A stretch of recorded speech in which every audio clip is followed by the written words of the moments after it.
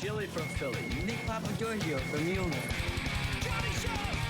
What's up, Yuma? What's up, Yuma? Welcome back to another episode of What's Up, Yuma Radio. I'm Johnny Porter. And I'm Victor Carleton. Johnny, it's good to have you. Oh, thank you, man. Thank you. So did you watch the game yesterday? Yes. So we're talking about the U.S. soccer game, World Cup. Was there multiple? There was like a lot of them or what? Yeah, they're getting like all the teams are playing like their third and final games of like match play. So they're like, you know, before there were like as few as 2 games a day, and then they went up to like 4 games a day, and now it's like I swear like 6 to 8 games a day. Gotcha. Just because they want to like make sure all the teams get their play in. But it's also to the point where most of the like bigger teams have qualified. So like I said, with like the U.S., Mexico, they had already qualified for the playoffs. So they pretty much just like put their bench players, rest their starters. Oh. You know, they don't want to get any injuries or any like penalties as well, because that can, if a player gets a penalty, that could like they could get like disqualified. They could get something? like, yeah, they might have to sit out like the first playoff game if they already have like I think a yellow card, and they get a second yellow card. That could like suspend them for a game. So like for strategy and all these reasons, like, you know, the third games are usually like when the best players are like rested. Okay, they're not having to qualify. So yesterday, USA lost, right? Right, they lost to Turkey 3-2. The game was in LA or Inglewood, the Rams and Charger Stadium. But yeah, but it was inconsequential. It was in a technically yes, but I mean, there's always the argument of like you want to have your momentum going. So. But it's not the starters again. Yeah. It's the bench players. It's not going to hurt them in the standings. They're still going to be locked into whatever wherever the U.S. is playing. And I think they're going to play. The next game is July 1st versus Bosnia and Herzegovina in Santa Clara. That's a lot to say. Mm-hmm. So they're going to be playing up in San Francisco Bay Area. Gotcha. And then Japan played yesterday as well. Japan, I think they have to play against Brazil. Oh, okay. And I don't know who Mexico has to play yet. I haven't seen if that's been determined, but I know. There's still games today, tomorrow, and that's going to determine, who goes where in terms of the playoffs. Okay, so once we get past tomorrow, we're going to kind of get a better picture. Yeah, I still haven't really been following it much. I've been so busy. I'd like, 4 years ago I did. Right. I look back, like some of my memories on my Facebook show that I did, but. Like I said, you can't avoid it. If you go to a sports bar, it's going to be on. If you go to the grocery store, you're going to see like all the, branded food and everything, and beer ads and everything. Yeah. And then if you watch the show, you're going to see your jerseys that you wear throughout the. Which one is this one today? Brazil. That's Brazil. That's Brazil. Right on. Yeah. How'd they do? They're in the playoffs. I don't know who they're. Oh, they're going to play Japan. Oh, they're playing Japan. Yeah, they're going to play Japan in the playoffs. So as you can see, if I have to pick, I'll go with Brazil. All right. So. And with that, who do we have with us this morning, Victor? We have Michael Jack. He is the director of Parks and Recreation for the Fort Yuma Quechan Indian tribe. Thank you for being here this morning. Good morning, sir. How are you doing? So if you not familiar with the show, before we get into it, and you have a long list, we were kind of talking about all the stuff that you guys are doing at Parks and Rec. We like to get to know our guests a little bit. So did you grow up on Fort Yuma? Yes, sir, I did. I grew up Fort Yuma Quechan tribal community, and my mom was very active in the community, so I was always around recreation or community events. So yeah. So, and you said your mom was active. We found out off air your mom worked for Parks and Rec for quite some time. Yes, she worked for Parks and Rec, I want to say 10 years before she transferred to another department, but she did recreation for quite a long time. Okay, so then what was it like growing up with your mom that's active in the community at Parks and Rec? Can you tell me a little bit about that? Were you at a lot of the events? Are you out there playing b-ball and going to the pool? We were doing everything that had to do with community dinners, community functions. So I remember we worked alongside in the kitchen with preparing the actual salads and beans and cleaning beans. And how old are you at this point when? I was probably 10 years old. 10 years old, yeah. and you're in there, you're serving already, you're part of your community? Yes, sir. That's exactly what my mom had. Myself, my brother, my dad. Mm-hmm. So my dad would be out there pitting the meat with the guys, and my mom would be in the kitchen, and as a young man, I'd be in there moving beans and pots and slicing cucumbers and tomatoes and cleaning lettuce and doing all the whole thing for community dinners. And so what kind of events were there back then? Well, the 4th of July event has been around since probably before I was born. So, oh, okay. So 4th of July has been a big deal. It's always been a big deal. What a lot of people don't realize is that there's a lot of Fort Yuma Quechan tribal members that served in the military. So 4th of July, Memorial Day, those are always big events for our tribal community. So we always make sure we do a big celebration. As you guys are probably familiar with Paradise Casino's July 3rd event. That's the place to be, July 3rd, you know? Yeah, exactly. Yeah, we used to typically watch it from right over there at the river area. Yeah, and you go over there for that. Or if you brave the traffic and get in there, because it's a packed event. That's where that's what I'm saying. It's a place to be. Yeah, it's extreme. Like, living on the reservation, we know we're not going anywhere that day. Like, yeah. You got to get home by 3 in the afternoon, 4 o'clock, and you just stay there. You just stay there? Yeah, you might as well get some hot dogs and hamburgers, carne asada, something, and start cooking, because you're going to watch a free fireworks show, but you're not leaving. You're not leaving. It's almost impossible. Sure. Yeah, and so I remember, and we were talking off air growing up, my best friend, two of my best friends were both Native American, and there used to be powwows, and I haven't really seen that much anymore. No, the powwows, I believe, stopped quite a while back. That was actually sponsored by it was hosted by the San Pasqual School District. Okay. And the tribe always just kind of kicked in money to help funding. And what Parks and Rec has recently done, this is our 4th annual that we had this year, was our youth gathering. So a lot of bird singers come down. People, tin can singers will come down from the river tribes or from the San Diego Mountains, from Phoenix area. So you got the Maricopa and you got the Viejas tribes, you know, as well as all the river tribes. They all come down, and they have like their own little gatherings, I guess, circuit. And so we host one now this year. This is our 4th annual, was this year. And it's not the drums and everything, but it's more of our traditional songs to our region. So. Okay, so it's something similar, and then you have the vendors that are there. And I just remember being 7, 8 years old and diving into some delicious fry bread and falling in love as a kid, going over to these events, you know. And so, but this is something that you said that doesn't have the drums, but it's similar. Yeah, it's a gathering. It's a gathering. Okay, gathering. Yeah, so. Most of it's just because there's a lot of obviously, with being in our ancestral footprint here in the desert, you know what I mean, the songs and the language is similar, so the songs that are being sung there are what's close to our culture and to our tradition. So when you were young, did you get into that aspect of it as well, the songs? No, actually, I never got into that. I was I was always into sports and something else. Okay. But, you know, some families have their own singers that teach the songs down to, you know, generations. And I just didn't. I wasn't lucky enough to have somebody to teach me. But is it there? Like I brought up off air, Zion, he's one that ended up learning. I knew his mom very well, Claudette, rest in peace. But she was a great supporter of our music that we did back in the day. But so tell me a little bit about the importance of that culture, though. Well, the importance of the culture in general for any, you know, society. It tells, you know, how do you tell somebody you're an Indian or a Native American without telling them that? You know, it's your language, it's your song, it's your culture, it's the style of dance. So it's that's the most important part. You know, you got to be able to identify with your culture. So if you're able to do it through song and dance, it's just a beautiful way to do it. Yeah, so then you grew up, your mom's Parks and Rec, and you said you got into sports? Yes. So what sports were you into? Football, wrestling, baseball. I always sat the bench on basketball because I wasn't tall enough. But I was the guy to go give the fouls, you know. So, yeah, that's pretty much just everything sports. So everything sports. Is that something that you pursued? Because you said that you did go to college, maybe a university. Maybe that's where your hat's from. But you ended up doing something. Yeah, no, I didn't go for sports though. Oh, okay.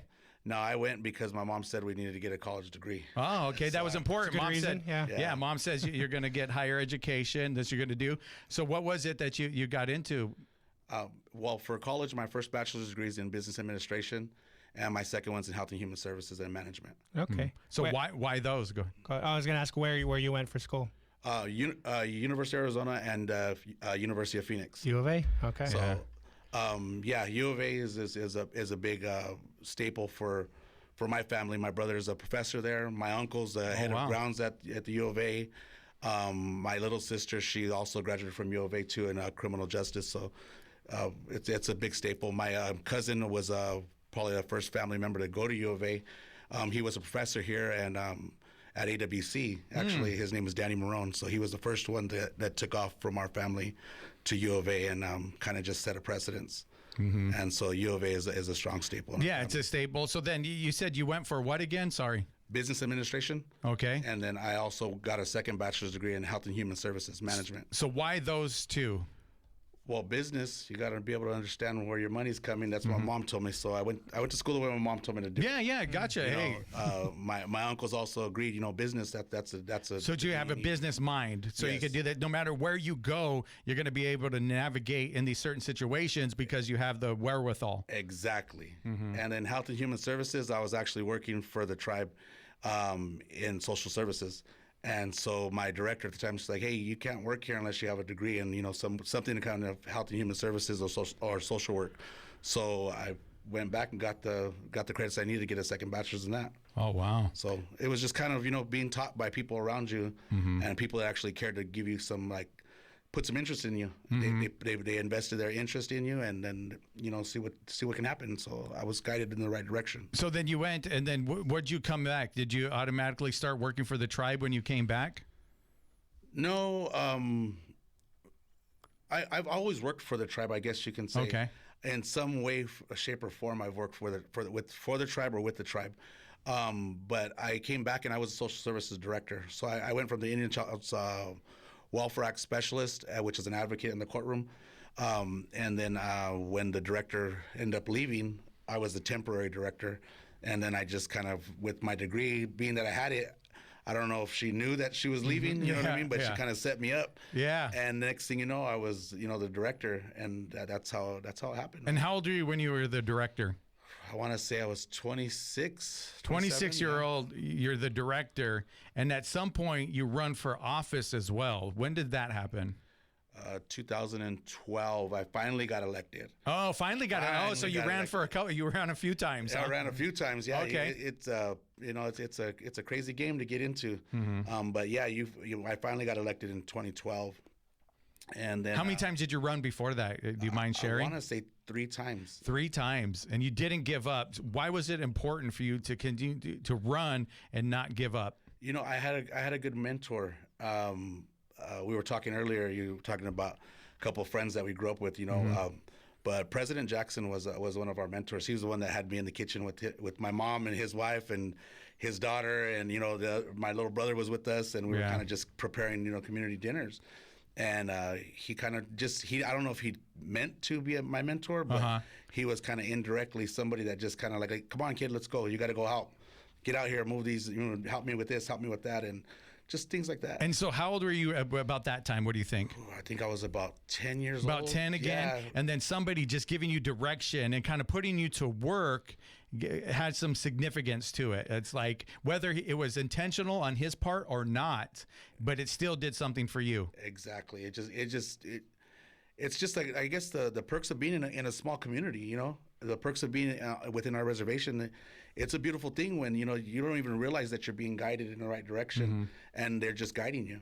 And sometimes we don't even realize that now as adults, and the uncles and, you know, the parents, we don't realize that we're kind of guiding these youth into what's going to be their future. You know, if we're doing it in a positive way, we're making positive impacts, you know? Yeah, and I remember him. I met him when he was the president. We actually used to have where I used to do shows back with Charles Escalante was in Winter Haven, so right off of there, next to the strip club right over there, and now the dispensary. But it was a church, and they would let us use it, and we would put on shows right there. So we had a really good, strong relationship with the tribe, even though that wasn't tribal land, but still we maintained that strong, positive relationship. Yeah, you can't put the negativity next to positivity there, Johnny.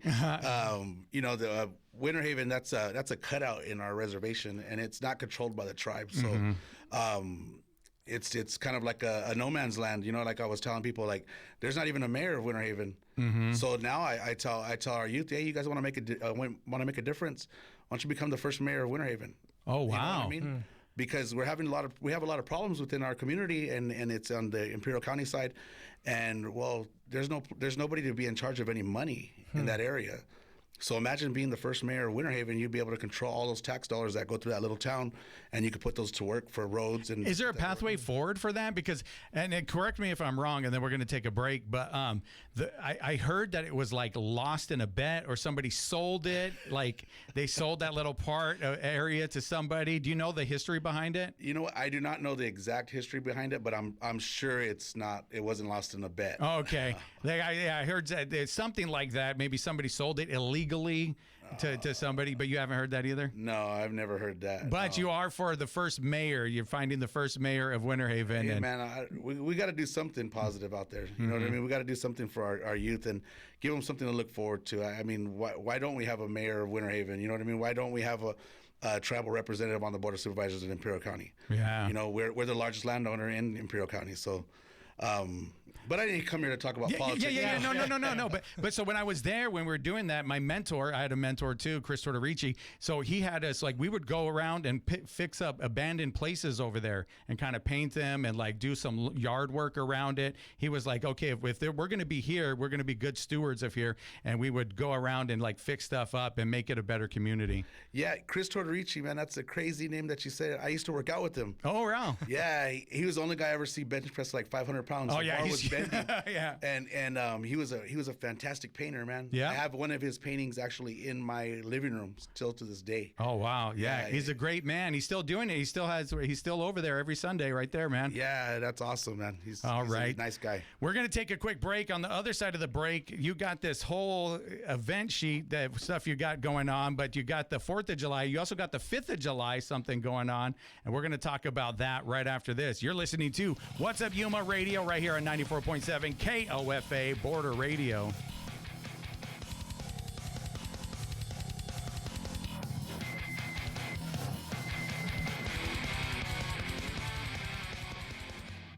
What's Up Yuma Radio is sponsored in part by Nova Home Loans, serving Yuma County and nearby communities. Nova Home Loans offers residential lending services, including home loans and refinancing. They are also proud supporters of local community efforts and organizations. More information is available at novahomeloansyuma.com. You're tuned to 94.7 FM, KOFA Border Radio. Sunny in Yuma today with the high near 109, gusts as high as 20 miles per hour, clear and breezy tonight with low around 74. Early voting is now underway in Arizona ahead of the state's July 21 primary election. The county is also continuing to recruit poll workers. About 150 workers are needed to staff voting locations across Yuma County. For more information, visit kawc.org/news. Stay tuned to 94.7 FM, KOFA Border Radio.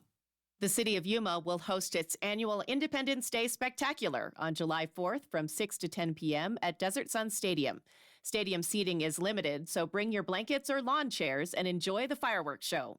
Only clear purses or bags, including diaper bags, will be permitted. No coolers. Details at yumaaz.gov/events. Tuned in to Border Radio KOFA. We are your local public radio station that celebrates the power of music to bring people together. You can see our playlists, listen to our live stream, and listen to past programs on demand on the KOFA app. Find it at your favorite app store.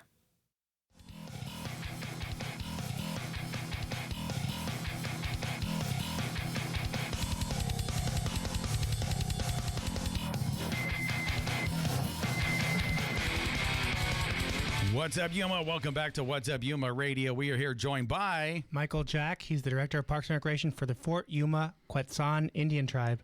And we're talking about the 4th of July. So first of all, tell us, obviously that's an annual event, but tell us how, the planning went into this year's event. First of all, I got a great staff. Maintenance all the way down to my recreation staff. They're awesome. They just started working on it, and next thing you know, they have a whole agenda, and we're going to start the 4th of July, Saturday the 4th. We'll start with a community walk, and then we'll go into the flag raising, posting of the colors by Quechan Post 802. We'll start signups for just, kind of like a backyard volleyball tournament, and teams will start signing up. We'll go ahead and get that volleyball tournament started. We get into kids games at 9 o'clock. We got ages, from 16 to 17. We go all the way to the adults. We'll have bird singing throughout the whole event. They have their own Ramada area where they'll be singing traditional songs. gathering songs and just celebrating in general. And then we'll get into about 5 o'clock. We'll have our community pit barbecue dinner. It's the annual dinner that we always have, and so the whole tribe starts coming down to the grounds. And this year we have it a little different though. But we're opening up the gym for the elders. So elders and bird singers are going to be requested at the gym, so the traditional singers can go over there and share their songs, their family songs, or just go out there and dance. And we'll have half the gym open for singing and dancing. The other half will be seating. So the elders are cool. We have the ACs going. They have the facilities for restrooms and stuff available to them immediately right there. And then we'll still have everything going on at the grounds. And then right about 7 o'clock, we'll start getting ready for our free event. We have a True Breed that will be the first on the stage. And then at 9 o'clock, we'll get into MC Magic and a special guest. We'll end the night with the fireworks show that's actually hosted by our fireworks vendors. So they'll put on the show. By 10 o'clock, we should end. We're hoping that MC Magic comes out and puts on a good show like he did the last time he was here. Were you there at the last one? Yes, I was there at Paradise last time. Oh, cool. So yeah, I hosted it with Bobby. I was up there with Bobby hosting it. It was such an honor, and it was such a great event. Yeah, Paradise Casino, for some reason, every time they touch any event, whatever they're doing over there, it's always like, it just comes out just right. You know what I mean? Like it's like never too much. It's not needing anything more. It's just like always just right. And my daughters wanted to go out there, and see the car show at the time. Oh, and cool. And then see the concert. They wanted to see that J-Rocks. J-Rocks, yeah. She's from El Centro. Yeah, so she was, I guess, just signed that year. Yeah, she just got signed. Yeah, MC Magic founder. Like, he was just going through people on, like, Instagram or something, and he found her, saw her on there, and ended up signing her. And she came out. I remember the line to autographs, and all the girls that came out. I don't even know if they got through everybody, because they were kind of like, hey, we gotta go. It was getting late, but there were so many girls lined up to get her autograph. Yeah, it was crazy, because my daughters and me and my wife were out there, and I was like, hey, we're not getting in that line. Like, I'm sorry. Yeah, you said that. I'm like, we're not waiting for no autographs, guys. We'll there's be another time we can see them. You know what I mean? But they put on a good show at the time. Just to make sure that Yuma knows, MC Magic, his promoter manager, man, that guy has been like one of the coolest guys to talk to. So easy to get along with on the phone. I have a question, text message him, he text message me right back. You know what I mean? It's just I never had the luxury of putting on a show. Oh, so it's your first show you're doing? This is my first time, man. So, yeah, he's kind of been like. Just real easy to, like, this is how you do it. This is what you're gonna do, and make sure you reach out to this person for this. All the little production. He's guiding you through the way. Like, this is you're booking his artist, but he's helping you do the whole setup, everything. Make sure you have all the T's crossed, the I's dotted. Not only was it like, hey, you're gonna do a free show for the community. What's your goal? And I'm like, oh, the goal's gonna be, for our vendors to sell out. To show the Yuma area. What talent we have on the reservation, when it comes to artistry, when it comes to food, how are we going to make this, how are we going to show off, showcase our community. And when I told him that goal, he's like, oh, yeah, this is how you're going to do it. And he kind of started guiding me through it. But just the way he's kind of helped, and not only did he give us a good price, you know what I mean, and everything, but he's like, hey, man, we're about giving back to the community too. We're about giving, putting forth a good effort and making sure the community, enjoys themselves.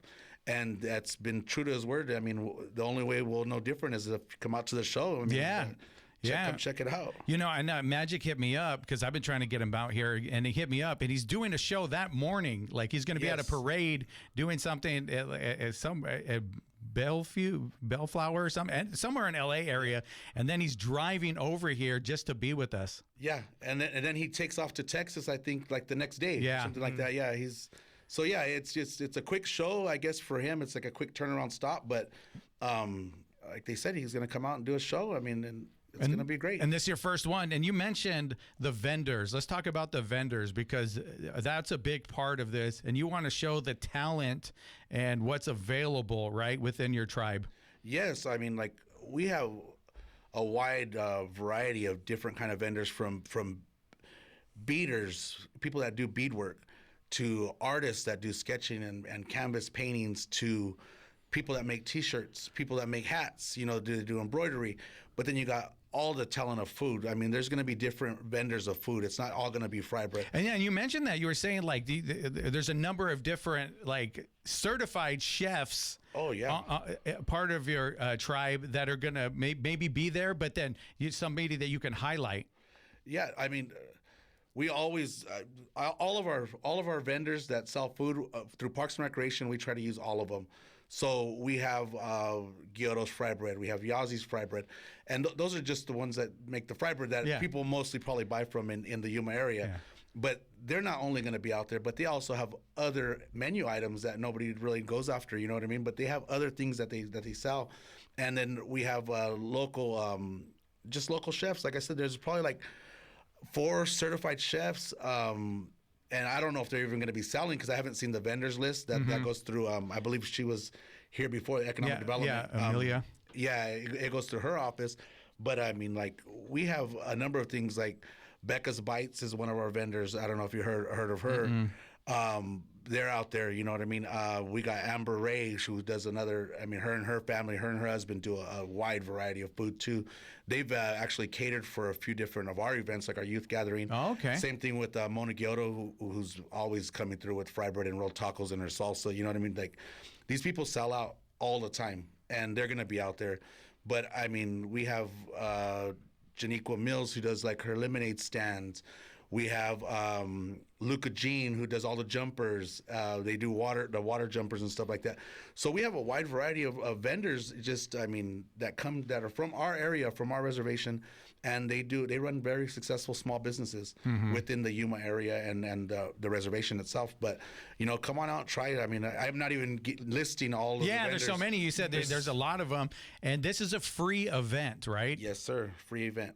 Free event to be able to go on and, like you said, go over there and check out the different menu options, right? Typically, we always think of fry bread, but you said it's a vast array of different ones. And then also I always think of 4th of July. It was like fireworks on the reservation because back then that's the only place you could do it. It was illegal here in the city, and so that's where we would go every 4th of July and go over there. And like I said, with the Eagle and Junior and the people that I used to hang out with, but now it's big, and you're going to have actual firework vendors there. Yes, we'll have firework vendors on site selling fireworks.